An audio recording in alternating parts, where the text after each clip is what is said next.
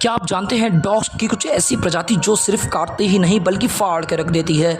और लास्ट वाला डॉग तो किसी शेर से कम भी नहीं है। नंबर 2 पर है जर्मन शेफर्ड, जो 300 psi के फोर्स से किसी को बाइट करता है और 1 psi में 6894.76 पास्कल होते हैं। इससे आप अंदाज़ा लगा सकते हो कि अगर किसी इंसान के ऊपर 21 kg का एक पत्थर रख दिया जाए, ये फोर्स उसके बराबर है। नंबर 1 पे आता है वुल्फ डॉग। ये भेड़िया जैसा दिखने वाला एक डॉग है, जब भी इसका नाम वुल्फ डॉग रखा गया है। एक भेड़िया अपने पावरफुल जबड़ों से 1500 psi तक के फोर्स को बाइट करता है, बट वुल्फ डॉग का जबड़ा भेड़िया के जबड़े से 10 से 15% ज़्यादा बड़ा होता है। अब आप खुद सोच अंदाज़ा लगा सकते हो कि अगर इसने किसी को काट लिया तो सीधा आत्मा ही बाहर आ जाएगी।